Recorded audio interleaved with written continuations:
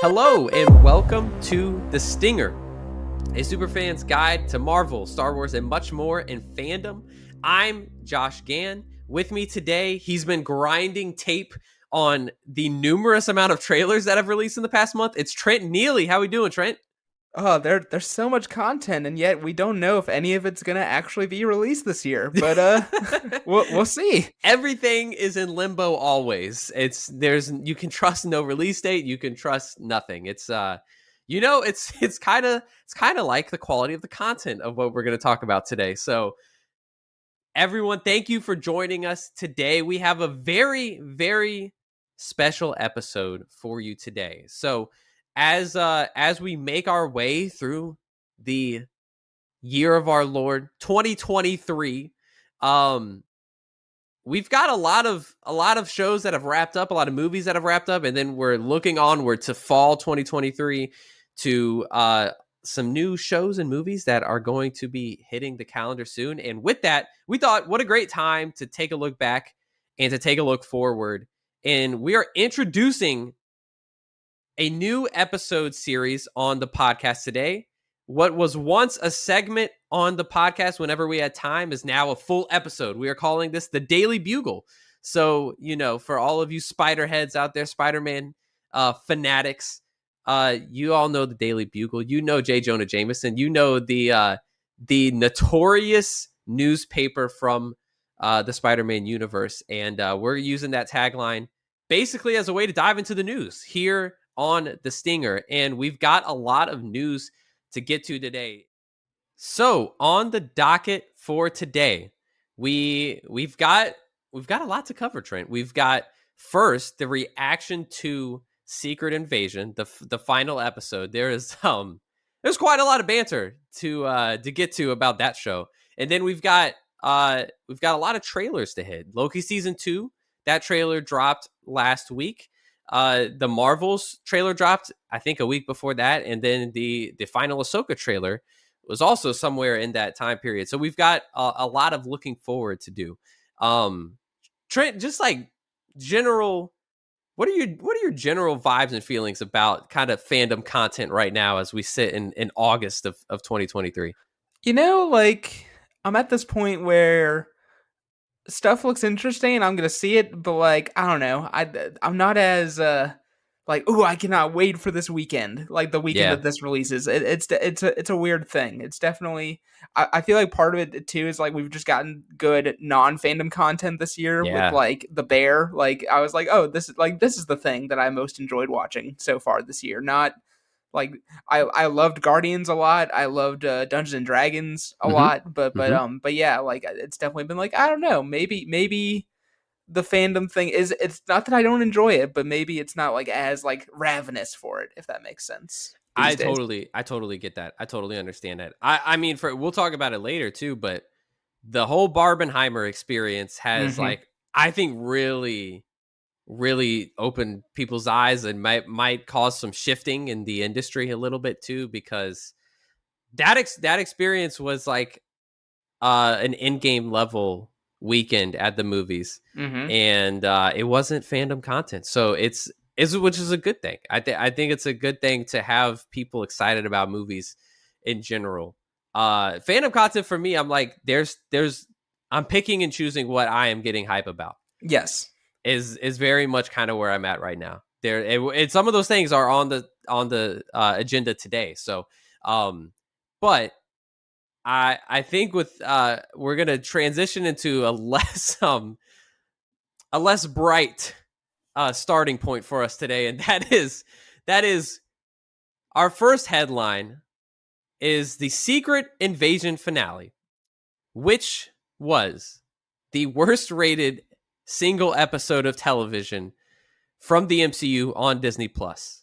Currently, the last time I looked at the ratings, Secret Invasion was sitting at a ripe 7% on Rotten Tomatoes. The last episode, the finale, Yeah, not the yeah, entire series. The reaction to the show in general has been poor, but like it's also generated very little excitement as opposed to previous MCU installments on Disney Plus. But this finale was like it felt like a moment on the internet. So, It Tr- did. Trent, what was your reaction to the Secret Invasion finale? So before I go into this, I need to say a couple things. Like first off, like all opinions on art are subjective. Yeah, Like if yeah, if you loved Secret Invasion, I'm happy for you. I'm not trying to rain on your parade. yeah. Also, given like what's happening with the strikes, I feel a little weird like picking on writers and Mm, actors. mm-hmm, So I'm not trying to do that. Many people I'm sure worked very hard on this show. mm-hmm. But all I can say is be honest and like talk about why things did or did not connect with me with this show. That's all I can do. That's all I'm Yeah, trying to do. Not yeah, saying I'm right, not saying I'm wrong. That just want to get that out of the way real quick.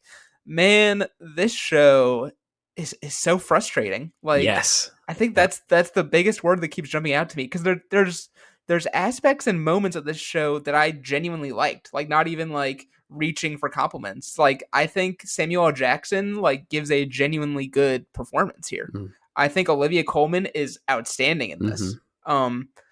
But man, like the whole thing like did not ever for me like truly ever congeal at all. Like I have mm. like it's one of the it sounds like a hipster pretentious like film student thing, but like I don't know what this show's about. You know what I mean? Like I know what Yeah, literally happened, but like I don't know thematically like what this show was trying to say. I don't know what it was trying to do in terms of the universe. It was a weird thing where I was watching a YouTuber I like do like week by week reviews, and he's like, it's so weird that a show about a secret invasion of Skrulls didn't really ever deal with the fact that like who is a Skrull was never actually that big of a concern because yeah, you yeah, like you just had like, oh, like Gravik's a bad scroll, like Talos is a good scroll, and you know the roadie thing sort of doesn't matter by the end.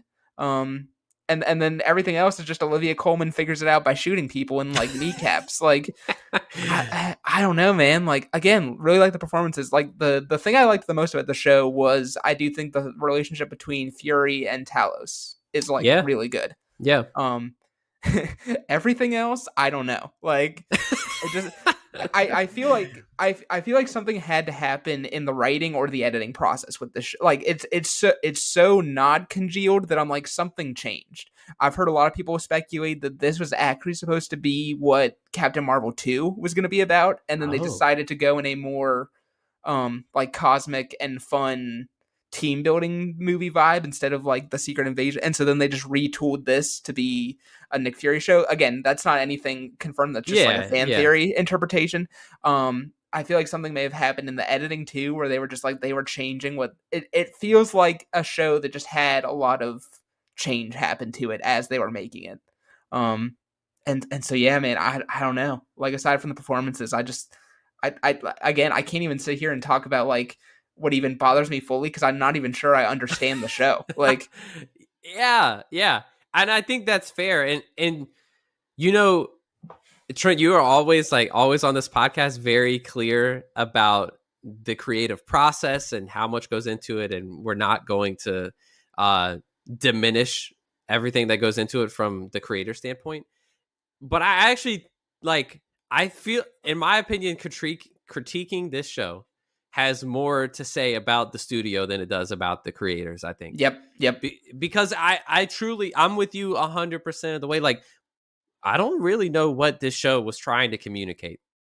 And it feels like there's we could go big picture MCU and even bigger than that Disney as an organization, right? Like Bob Iger comes in and he's trying to pump the brakes on the output of content that Disney's putting out and Marvel Studios specifically. And Secret Invasion feels like something from the previous era of Disney before Iger comes in. mm-hmm. That was just like they needed content to put on Disney Plus. That's what the show felt like because I don't know what the point was. Secret Invasion could have been a very cool storyline, whether it was Captain Marvel 2 or whether it was its own movie instead of a TV show.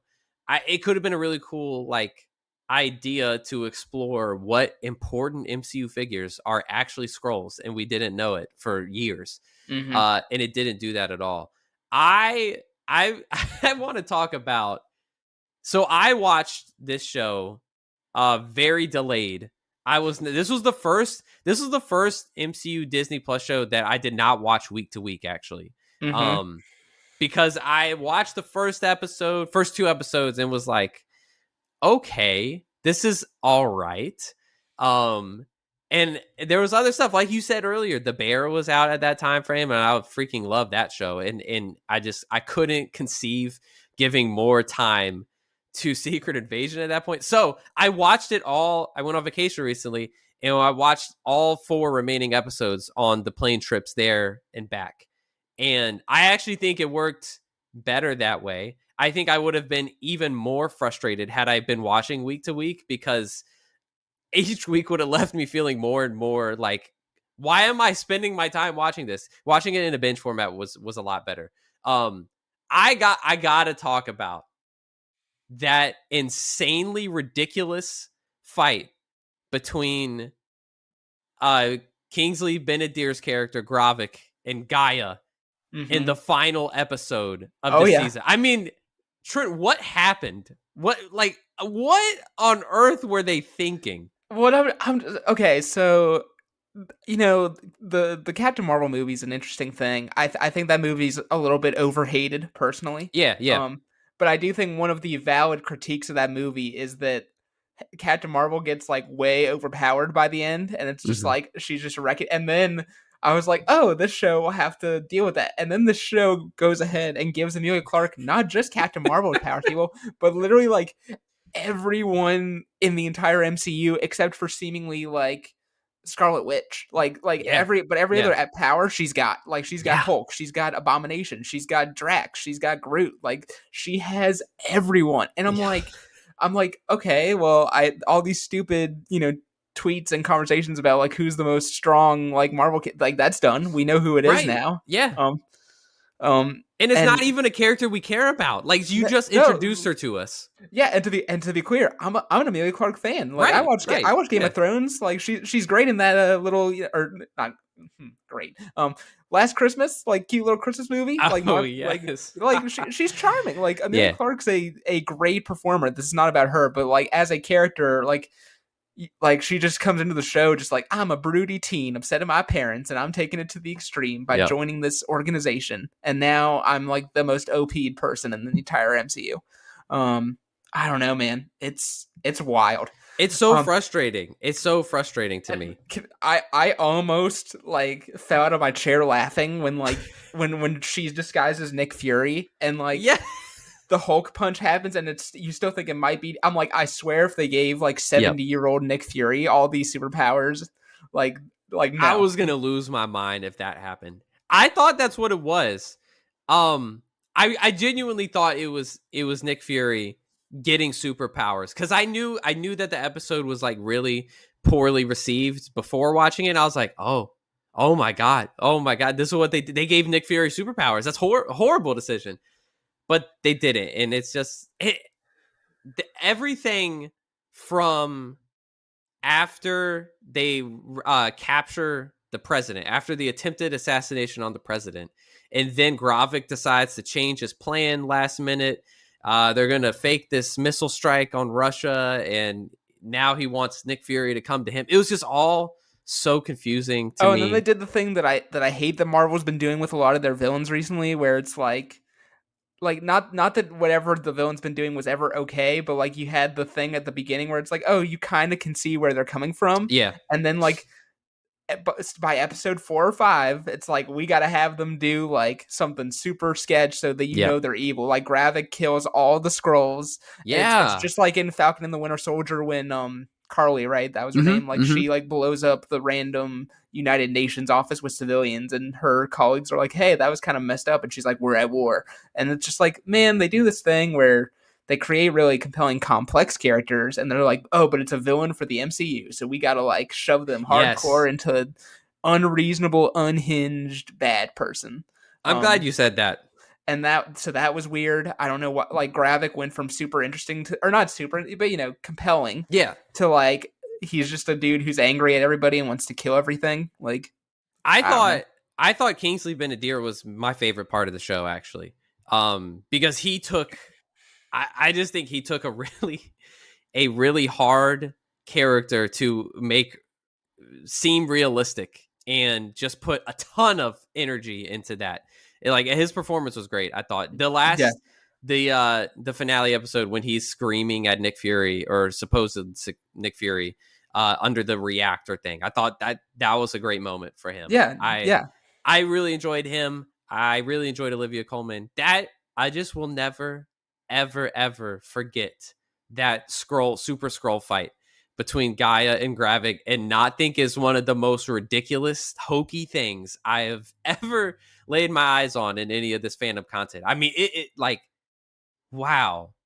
It is and that so that kind of brings me to my last point on Secret Invasion. That was, we don't see, I mean, we have not gotten like exceptional quality content from the MCU in a while, other than Guardians of the Galaxy Volume 3. But I don't know if we've seen anything that low. And again, I know that like everything is subjective. Some Yeah. people may have really loved this finale, but I mean, I can objectively say that the consensus is this was a poorly received episode. Correct. So Yeah. I just don't, what does this mean? What does this mean for the MCU? Does this mean anything, or is this a visual representation of where things have gone? Yeah, I don't know, because like the same YouTuber who was reviewing Secret Invasion did like a whole video about like superhero fatigue, and he basically explained sort of objectively why that's not real, based on how much money these movies are still making, and it's the memes too, where it's like they're famous now, like the MCU's like, the poster for Quantumania will show up, and people will be like, the MCU's dead, and then like Guardians 3, and it's like the MCU's back, and then like then it's like Secret Invasion, it's like, no, the MCU's really dead, and then it's the It's a roller Loki season coaster, 2 man. trailer, and it's like, we're back.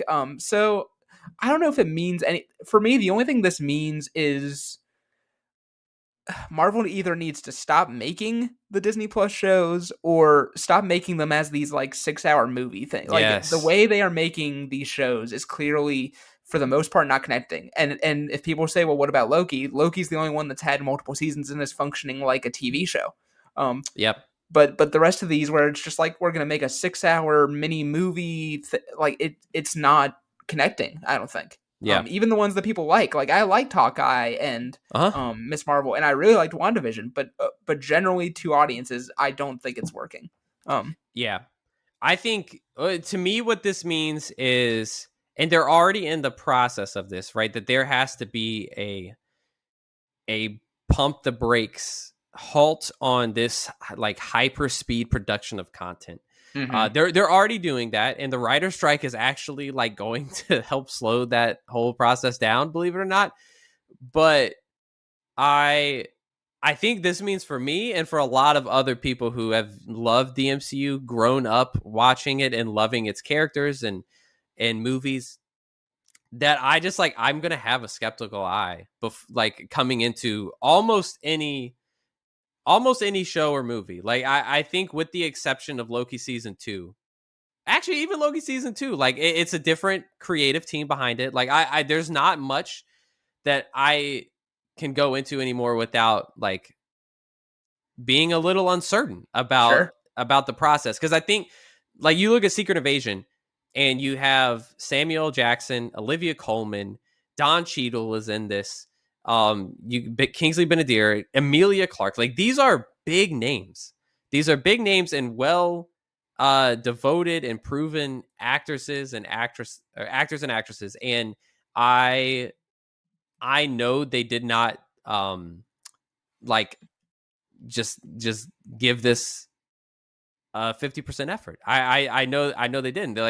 They're credible actors and actresses, right? And so it's like, there is something plaguing the creative process, and I don't Yeah. know if that, I don't think we could put that on the creators. I think like it's clear, because we've heard interviews from like so many of the directors and writers behind other MCU projects talk about the things they weren't allowed to do, and like the questions that they had that they couldn't get answers about because Right. someone Yeah. higher up was like, oh, I don't know, the Marvels isn't done yet, so I'm not sure what we can do here.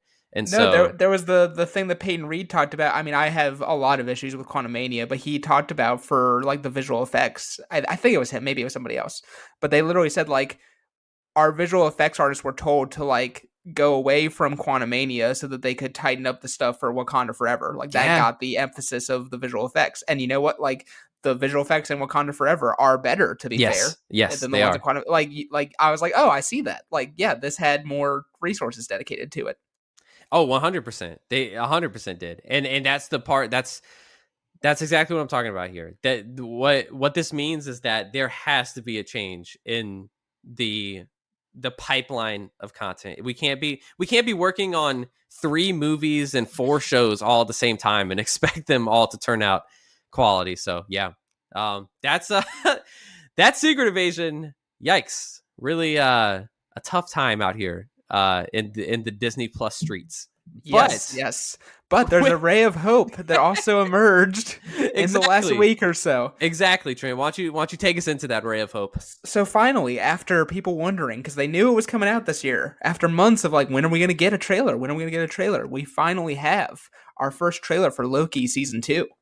Yes, we do. Loki season 1 is probably still the most consensus based anyway, positively reviewed, I would say, Hmm. Marvel TV project. And so yeah, we're finally back with our boy Loki, Tom Hiddleston, Owen Wilson. So yeah, what do we get in this trailer? Loki is experiencing something called time slipping, where just like randomly he'll sort of slip through time, like in Spider Verse when people are in their not correct universes, something like that. We got Ki Kwan off of the Yes. his beautiful resurgence from Everything Everywhere All at Once. He's in the multiverse once again as Obi, and he seems to be some sort of like IT department tech guy in the TVA, which I find amazing. Like, Yes. love that he's just going to be like sort of on the sidelines, but he'll just get to chime in on his input every now and again. It seems, and I think that's great. What else have we got going on? We got to see either time travel or at least variants of people showing up in some different Mm. places. It looks like maybe the Old West gets visited at one point, maybe like the 1940s, something like that. And then yeah, we got glimpses of some other people like Renslayer, Hunter B-15, and then the Kang variant Victor Timely showed up briefly. Yes. Um, Teasing and then there's some seems to be some teasing from Loki about like war is coming, and we know that Secret Wars and the Kang Dynasty are still very close in the pipeline. And so Josh, tell me what you thought of this first look at Loki season 2. Oh my gosh, I loved it so much. I it What stands out to me the most is visually how different this is and just how appealing it looks. I think one of my favorite things about Loki season 1 was the world building. Like Yep. they immediately take us into the TVA, something that none of us knew about unless you were reading the comics, and they made it seem like a real world with rules and people who are deeply invested in it. It's living and breathing, and we're back into it, at least a different version of it. And I think what from a thematic standpoint, what stands out to me is it is flipping what happened in season 1 completely on its head, where season 1 was all about Loki um basically fighting for survival for his life because he's under trial for breaking the time travel laws that the TVA has set in place. And him and Sylvie meet and they fight in front of Kang to basically say that this whole sacred timeline is unjust, and we are cruelly like taking these multiple universes that are out there away from existing, and that's not right. um Whereas we come to season 2, and it seems like, at least from some of the dialogue that I was picking up, Loki has seen, like you said, there's a war coming. There is something bad and dark looming because of the decisions that they had in season 1 to open up the multiverse.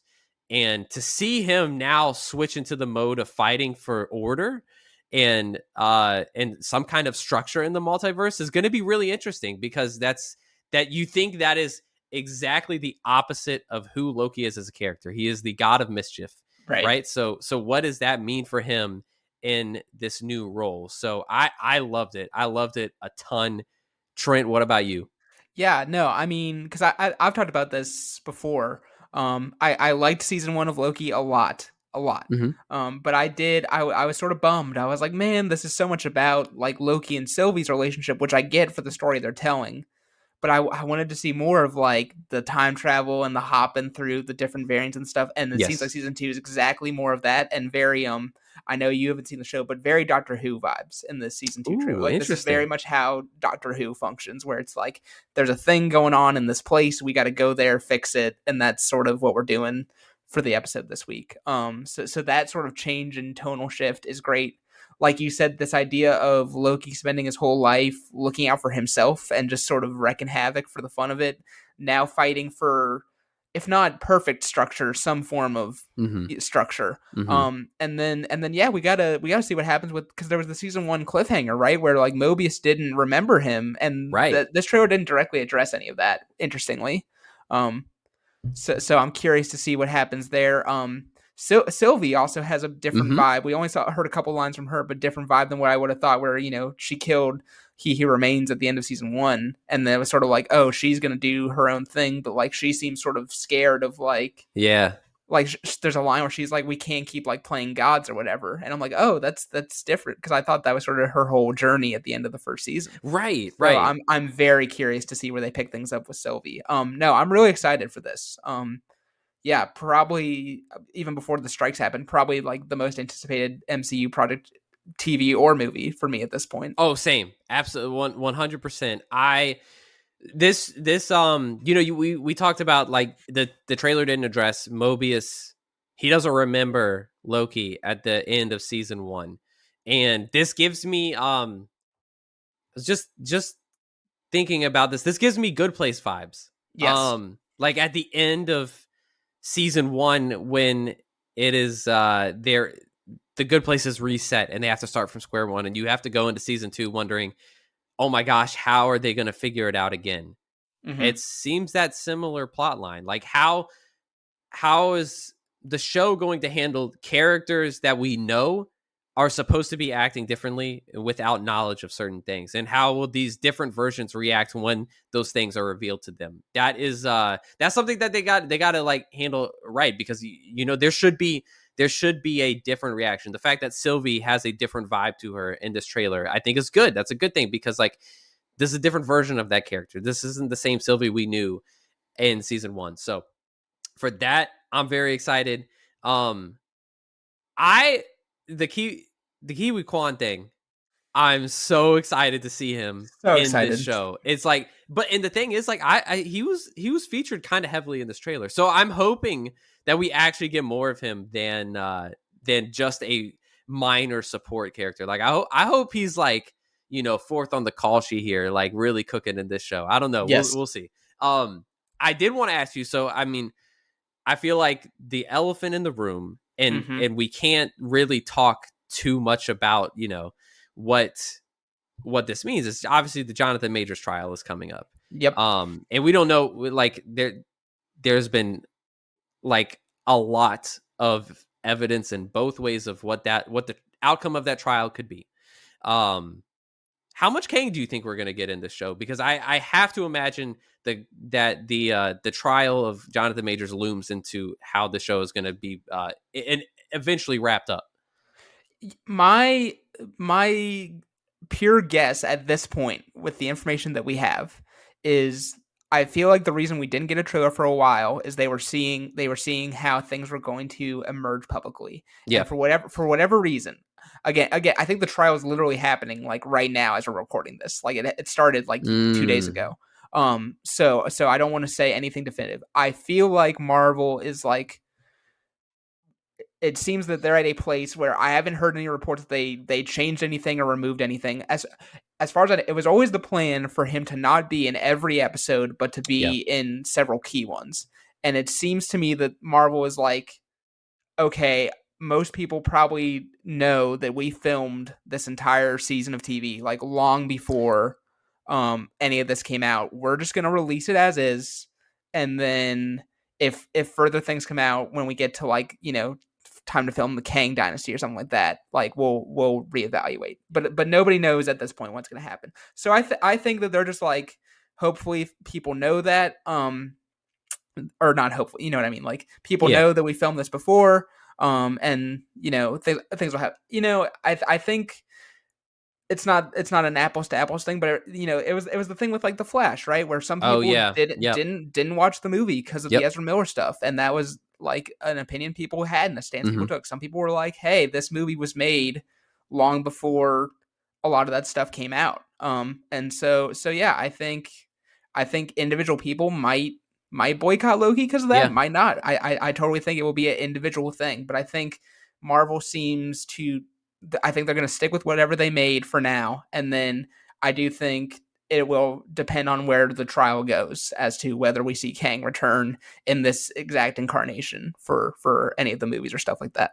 Yeah, I mean I think you nailed it. They Marvel is quite obviously playing the long game with this, and they're going to wait until there's a verdict from this trial. I think otherwise we would have seen a decision already, and this show probably would have come out as is because it was filmed in advance. Like you said, I think there's not much changing that was ever going to happen to this show. It's really more about everything after that he was planned to appear in that they will have to make harder decisions on. So, um, yeah, we'll see. We'll see. I think for me personally, I am glad that this show seems to it has such a love and affection for the character of Loki and everything that they accomplished in season 1 without Kang. That I think that this show can still stand on its own 2 feet. It's not like a Quantumania situation where that movie literally could not it could not crawl Right. without Kang being a central figure of it. So we'll see. Okay, so that moves us to our next MCU installment. That is the Marvels, which is the next movie to release in the MCU. It's set to release November 10th. This takes place right off of where we left off in Secret Invasion. Nick Fury is back in space. We see him looking very much like he did at the end of Secret Invasion. And the villain, Dar Ben, is seems to have a personal vendetta against Captain Marvel, and also seems to have a bangle that is in the same maybe power set as what Miss Marvel Kamala Khan uses. Um, and we see Carol Danvers, Monica Rambeau from WandaVision, and Kamala Khan, like I just mentioned, switch place every time they use their powers. This seems to be the entire like plot line of the movie, because these are characters who have never met. To our understanding, this is like the MCU. It honestly feels like a very comic book way to take 3 characters who seemingly could work together and overlap, and bring them all together for one event.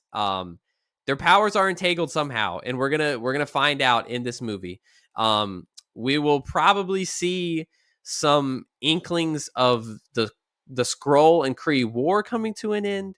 As the antagonist does not seem to be either. This seems to be non-Kree, non-Skrull, some other entity out there in space. And this trailer, totally different vibe from the Loki season 2 trailer. Trent, what were your thoughts? Yeah, I mean, for me, I was kind of excited because I'm like, oh, this is leaning into sort of that prime, end of phase one, beginning of phase two, like fun Marvel, if you want to call it that. Yes, Like yes. I was like, this is nice. Like not, obviously loved like Wakanda Forever and Guardians 3, but like I feel like in a certain way, like the MCU has been leaning a bit too heavy into the melodramatic, operatic end of the world stuff. Yeah. And so I'm like, you know what? Like I'm glad there's a movie that's just about like people having superpowers in space, and Nick Fury gets a laser gun, and Yeah. they're switching places. I'm glad that it's fun. Um, I really like all of these characters, like the three leads here, and I'm curious to see how they all get along. I mean, Amon Villani, I think, is one of the Yeah. best casting decisions Marvel has made, Yes. and so getting to see Kamala meet her idol, right, like Captain Marvel, and like see her just freak out for that whole first bit. I'm sure that they're on screen together is going to be great. Yeah. Yeah, I think really my only like hesitation with this movie is sort of what you said, where I'm like, is this whole movie like, can you build a whole 2 hour movie just on like, why are we switching places? Yeah. Like Yeah. I'm certain, to be clear, I'm certain like that the movie actually has more of its sleeve, and like within 30 minutes of the movie, it's like, oh, that's what this is actually about, and that's fine. But yeah, on just the trailer alone, I'm like, is it going to be the whole thing? Is just like, hey, how do we not switch places? And clearly in that final fight, they're all using their powers and they don't seem to be switching places. Or if they are Right. and they're just Right. hiding it for now, that's awesome. I would love that. If it's like they have to figure out how they move Oh. around and Yeah. like think 3 moves ahead, that would be super cool. But yeah, no, it's repetitive, but it just looks fun. Like it looks fun. Everybody looks like they're having a good time. I'm ready to just see some like new cool alien planets. Like there looks like Yeah. there to be some new aliens they're gonna show us in the MCU. So yeah, I'm excited. I don't know. Maybe we've moved past people being excited to go out to the box office for just a fun Marvel movie, but I think it could still be a good time. Oh, I totally think so too. I think this is this is very low stakes. Like you said, I enjoy the fact that we are heading to a lighthearted, non-serious kind of plot line for an MCU movie, because we haven't had that probably since like Thor: Love and Thunder. And even that had some stakes to it still. So I really I enjoyed this trailer. I'm not expecting, be wowed maybe like I was with like a Guardians Volume 3, but I'm excited nonetheless. And I think what intrigues me the most is there's like a line in the trailer of Monica telling Carol Danvers, like, you are not the only thing standing between the enemy and like the universe and the safety of the universe. And that is an interesting concept to explore. Like, Captain Marvel has been very underserved as a character, I think, in the MCU. She's literally just had one movie and then shown up at the end of Endgame, and that's basically it. And she's Mm-hmm. the most powerful Avenger that's left on the table. So I am intrigued by how can we better serve Captain Marvel, because I think she could be a really intriguing and important character in the MCU if they do it right. So Yeah, and um and like I sort of said earlier, there was the sort of the criticism of a lot of people like that Captain Marvel was too overpowered, but yeah. the not being able to use your powers without switching places is a narrative way that I think the MCU is like, hey, here we can sort of Yeah. tamper that a little bit. I think Yeah. that's a and it's a creative solution. It's not just like the Superman kryptonite thing where it's like, Right. here's this green rock that makes him useless. Like Yeah. it's something that'll be part of the narrative. So no, I'm curious about this one. I think this one could, I'm not going to say it's like going to be be top 5 Marvel movie ever, but I think this one could surprise people where it's like word of mouth. I could easily see people Yeah. seeing it Yeah. and then being like, oh, this one's like fun. This one's just like, like Ant-Man was basically like when that first Yeah. Ant-Man came out and everybody Yeah. was like, no, that's not going to be good. And everybody's like, it's actually kind of good. I totally could see that happening with this one. Yeah, that's a good comp actually. Yeah, the Ant-Man, because I do think the hype for this movie is not going to be the same as maybe the first one. It's they're going to be up against some opposition, even like with Dune coming out in the same time period, the Hunger Games prequel, like there's it's got some competition, and it's also facing like the MCU-ness of everything right now. So yeah, we will see. But I'm excited. I'm excited. Yeah, and so that closes out our Marvel trailers for the week. But we got to talk about one more big trailer, Josh. Yes. Ahsoka got its Yes. second main big trailer this week. We got some new stuff here. So as we knew, this series is gonna continue in the journey of Ahsoka Tano, and deal with Thrawn's ascension to heir of the Empire.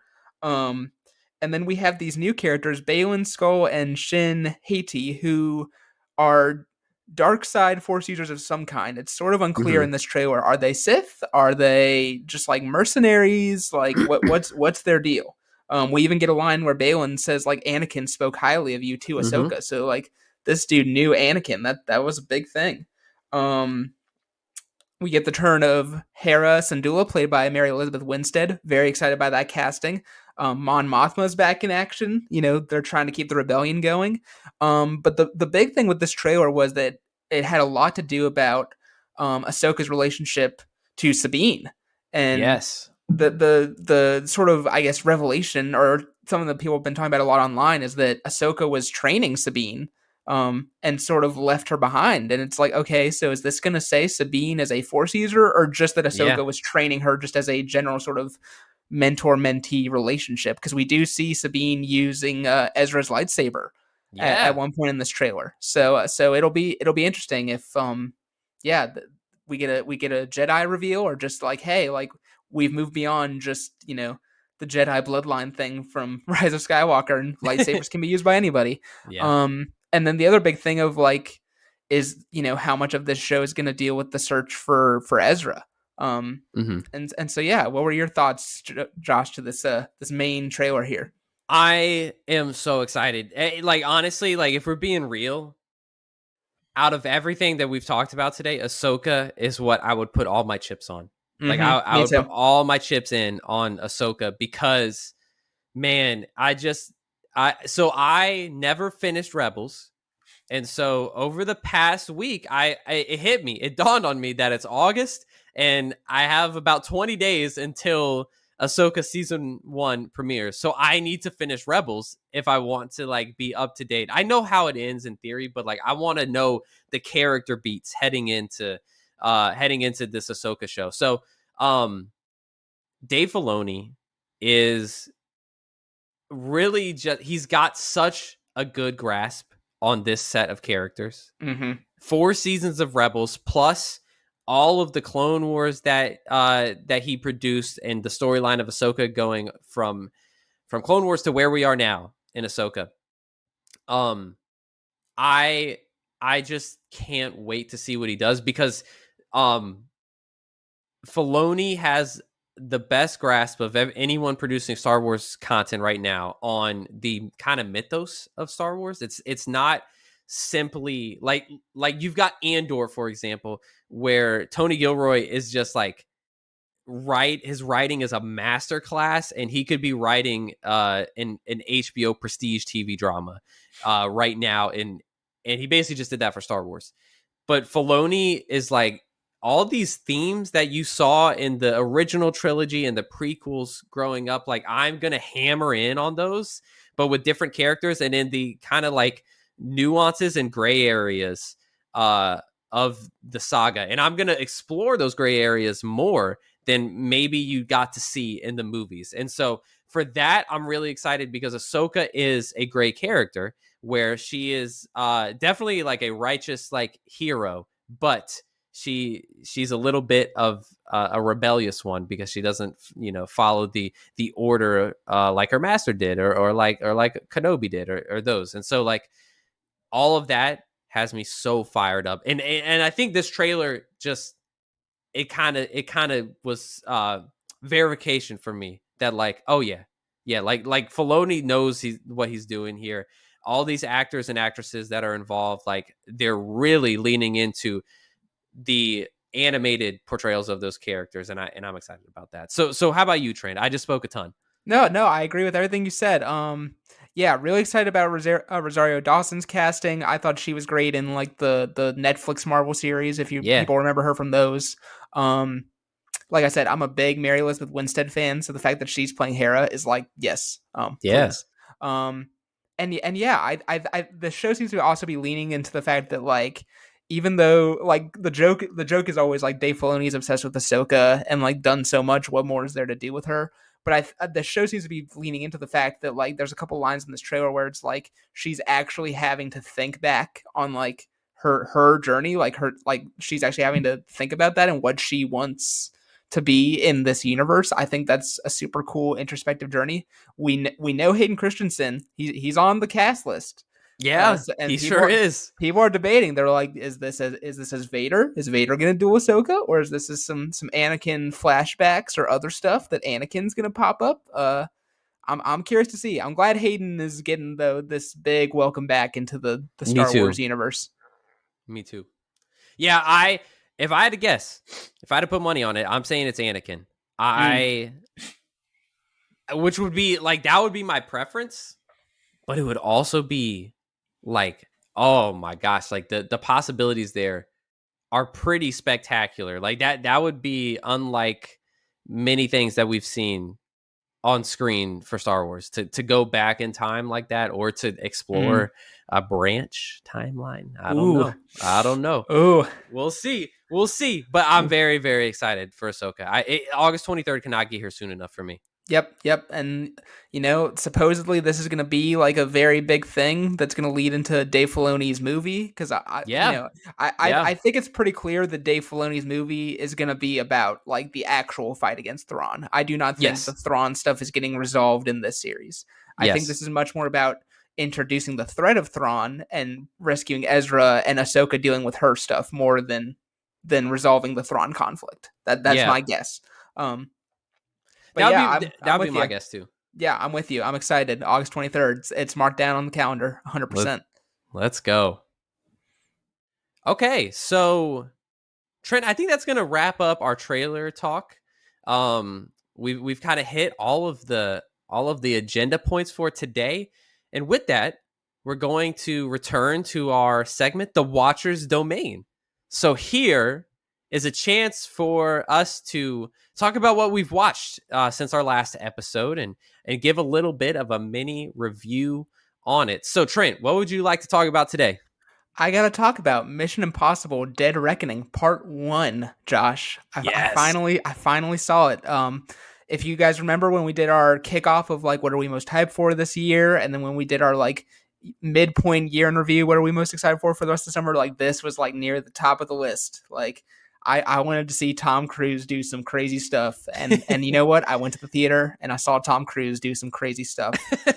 Um, yeah, I'm a big fan of the Mission Impossible franchise. Always have been. I saw the first movie when I was like 11 to 13, somewhere in there.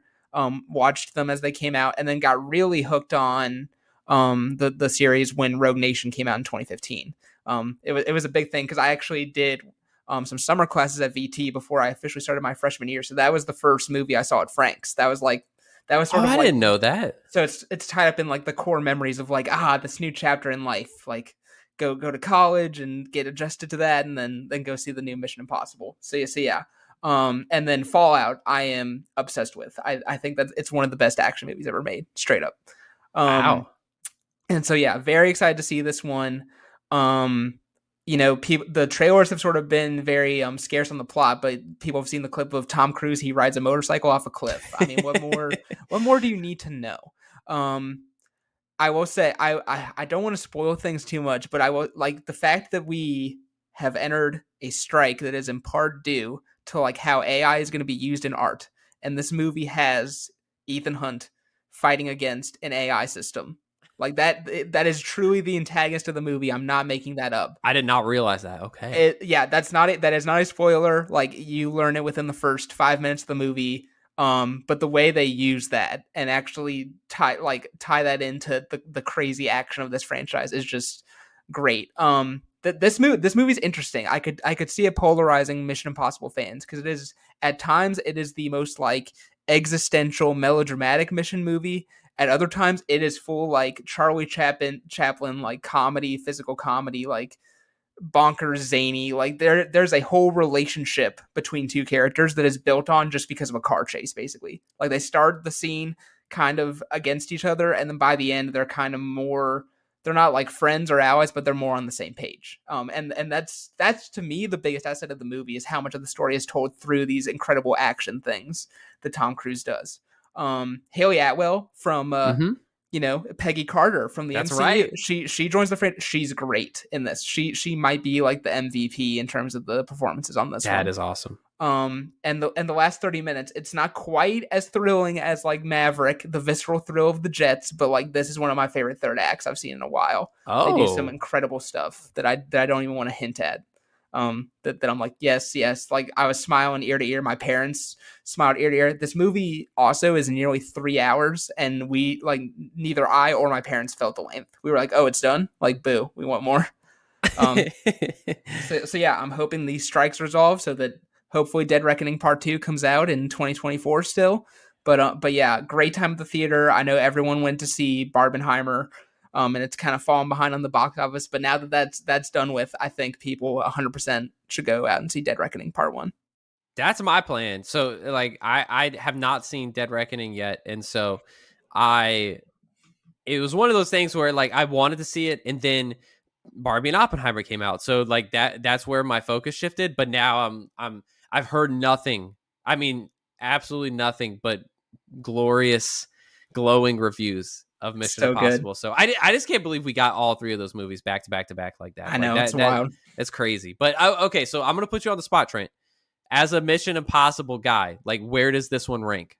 This one ranks right now like third or fourth, and that's not Hmm. an indictment of this one. That's just how much I love the three above it. Yeah, yeah. Um, but What are like the three above it? Fallout. Fallout, Rogue Nation, and maybe the first one, Okay. Okay. maybe. But Dead Reckoning is close to that third place slot. Okay. But yeah, those the first two that Macquarie did, Rogue Nation, they're so good, and I've seen them so many more times too. So that's Okay. part of it. Well, thank you, Trent. Yeah, that is you hyped me up more. You hyped me up more to see this movie. So I can't like I think you would have a great time. I yeah, really do. exactly. Just like I am not connected to this franchise, but I've seen Fallout and I thought Fallout was amazing. So I just want more. I want more of that wild action packed adventure ride. So yeah. Hopefully I will be seeing it soon. All right. It's my turn. And normally this segment is to update you, the fans, on things going on in fandom. But, every now and then there is such a monumentous event in pulp culture that, we can't help but not talk about it, right? So that event was Barbenheimer. Mm-hmm. It's been a couple weeks since the Barbie and Oppenheimer experience hit theaters July 21st. And I decided, when I say Barbenheimer, I'm serious. It wasn't just I saw both of these movies. It wasn't just I saw both of these movies in a theater on the same weekend. I saw both of these movies on the same day. So I did it. I did the full. I dressed up for Barbie. It was great. So let me just I'm going to talk about the movies themselves first, and then I'll talk about the overall like experience and what this means. And so I first saw Oppenheimer, 10 a.m. in the morning. Man, let me tell you, that's an experience. That's one way to start your day. And man, as someone who I wouldn't call myself like a big Nolan fan, there are people who have studied his movies and watched them all multiple times. That's not me, but I have seen most of his movies and generally am a fan. Love the Dark Knight trilogy. I mean, that is like quintessential fandom. And love movies like The Prestige and Interstellar. And Oppenheimer, I'm just going to say it. It is top 2 Christopher Mm. Nolan. It is one of his 2 best movies, and I keep can't make hearing up my that. mind. I cannot make up my mind on what is best, but it's so good. And I think what makes this movie it's not a perfect movie. Like let me say, it's like I'm not here to give this movie like overwhelming praise and it's the best film that has released in the past 5 years. But it's so good. What makes it so good to me is it is character driven first, but the way that it tells you everything you need to know about who J. Robert Oppenheimer was is done so creatively. It's done. I think I don't know much about his life. I haven't read American Prometheus, but it seems to be done in a way that's respectful to him, the person, and that communicates kind of the brilliance of who Oppenheimer was. Like his scientific mind was extraordinary. But it tells the story of his life, and it's I don't want to spoil anything here on this podcast in case anyone hasn't seen Oppenheimer. But let's just say it's got the Nolan flair in terms of sequencing of events. It is it's not what you would typically expect from like a biopic or anything like that. The sound design, everyone's going to tell you, is phenomenal. I did not see this in an IMAX theater, but even in a standard theater, it was unlike anything really that I've experienced, and the visuals, the fact that this movie is all practical is one of the most mind-blowing things. I truly don't know how he did it. The only critique I have, the final third of the movie does get you could get a little lost in the sauce. He uh Nolan packs a ton into it, and it is a totally different tone and vibe than the first 2/3 of the movie. However, if you stick with it, and because another thing with Nolan is, my guy loves to pack in about 1,000 words a minute. There's a lot of talking. So if you can catch up, if you can stick with all the details, like it's amazing. Also, I don't think this is a spoiler. I think most people know this. Let me just tell you, best cameo of the year is Albert Einstein. He's absolutely cooking in this movie. It's fantastic. So that was my Oppenheimer thoughts. Now I'll switch over to Barbie, and it's so hard to pick between these movies on which one I liked more. Um, I actually think I liked Barbie more. And I'm not gonna say that it was a better movie. I think you can make the argument that Oppenheimer is the better film, but I personally loved Barbie so much. It is so much fun, and you immediately get transported into the world of Barbie Land. And Greta Gerwig, just like I mean, Trent, you know me. I love world building. I say it time and time again on this podcast of like, if you can convince me that I'm like in a different place right now, then like you've got me sold. And Greta Gerwig does it within moments of the film starting. The entire opening sequence is like immaculate. Barbie Land, the set design is so good, because it's not like it's being based off of a toy, and she basically just took this concept and made it into a reality on screen, and it's one of the coolest things ever.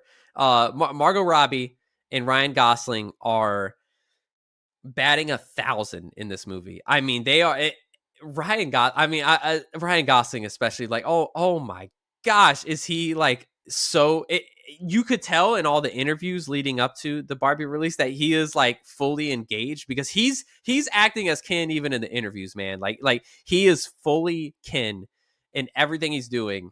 And then he transports himself very well into that role in this movie. I gotta say, one of my favorite moments is a speech by America Ferrera. Shout out to America Ferrera. All my Cloud9 Superstore fans, stand up, go see Barbie, because she's cooking in this movie. She has a wonderful speech in the final third of this movie that I think everyone needs to go watch it and see. My only critique for Barbie is that when they're not in Barbie Land, I'm not as interested. There are moments in again, I'm trying to stay as spoiler free as possible, but there are moments when they're not in Barbie Land that uh fall a little bit flat.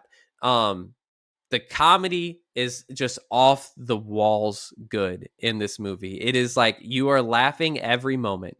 Um, and then Greta Gerwig does something pretty incredible in the final third of the movie by it's not subtle, it's not really like profound if you are like a very informed uh person, but it's just like it's so well communicated to this massive audience that she knew Barbie was going to attract, right? Like Barbie's going to attract a massive audience. We've seen it's the highest grossing movie of the year. Mm-hmm. And she finds a way to like say something about men and women in our society. And it's just that part of it is profound because it reaches such a wide audience, and it's so good. And it ends in a very like the final third is both comical and emotional, and I love it so much. And in terms of the experience, like one, from a movie theater standpoint, we got one of the biggest movie weekends ever, the biggest one since Avengers Endgame for these Mm-hmm. two movies, and I just adore that. I'm so excited about that. I love that so much. And then secondly, um this is more for Barbie. But both of these movies communicate something really important. And like we get to examine one of the biggest tragedies in the history of our world in Oppenheimer. And you see this world that is in the time that Oppenheimer lived, that is it's anxious, it's afraid, it's under scrutiny from the war, and it's a lot of men in rooms talking and making decisions because it's a lot of men holding power. And then you go to Barbie, and Barbie, like it's weird. These movies connect more than anyone I think would have ever guessed. But it shows us the world through the lens of if Barbie ruled the world, and then it shows us the world as it really is, and some of the systems that are set up, like the patriarchy. And I just think, without spoiling anything again, like I would just encourage you, if you haven't seen Barbie, to go see Barbie, because it's one, it's a really fun time, but I really think it says some necessary things. That it's not brand new information. I'm sure a lot of people have heard these things before, but for a general audience, for everybody to see, like, to all the people that's out there saying Barbie's too woke, like, I just want to say, go see this movie, because I think everyone should think about it. I think everyone should think about the society that we live in, and the message that that Barbie communicates about what our world is like for women, and what it's like for men, and what it could be. And so I love it so much. Those are my thoughts. I know that was extremely long-winded. Thank you for No, listening. no, that was incredible. I mean, I was already gonna go see these movies, and I was already hyped, but now I'm like ready to run through a brick wall to go buy tickets for both. So yeah, like you've definitely sold extra tickets. No, I've been excited. It was a thing where it didn't work out for timing for me to go see Barbie yet, and then um Emily saw it. Matt hasn't seen it. She loved Okay. it. Yeah. And she's like, but I'll go with you and Matt again once like we're back in town. And then Emily and Matt both wanted to go see Oppenheimer, and so we've been waiting for them to hopefully. And we found like an IMAX not too far, so we're like, ooh, like Ooh, oh, you got to see it in IMAX, might man. have to go make the 45-minute drive. It's totally worth it in IMAX. Yeah. Not that I would know because I haven't seen it, but from everything I've heard. Yeah. So no, those I'm really hoping to get to those. I know I'm running out of time because it's been a couple weeks and things will be evaporating from theaters soon. Although Barbie, I think they're going to keep that money train going for a while at least. Yeah. I think it's smart to go see Oppenheimer first. That one will leave theaters before Barbie. Barbie might be in theaters for might 3 be until months. December. It's yeah, just like honestly, yeah, it really might. So I think you have time, but I totally recommend seeing it. So no, I'm excited, and that was a beautiful speech. So thank you. Well, I think that's gonna wrap our talk today, Trent. Thanks so much, man. I'm excited to talk about what's coming up and what we've seen. So we will be back soon. I can't tell you exactly what, but we've got a lot of fun content. Like just tap into the Stinger. So you can find us on social media at the Stinger Pod, Instagram, Threads, TikTok. Go follow us, and then subscribe to us wherever you get your podcast. And then you like consuming our content in multiple ways. We have a YouTube channel. So also find us on YouTube at the Stinger Pod. You can watch our full episodes now on YouTube. And so with all of that, please go follow, please go subscribe. You will see more fun content from us very, very soon.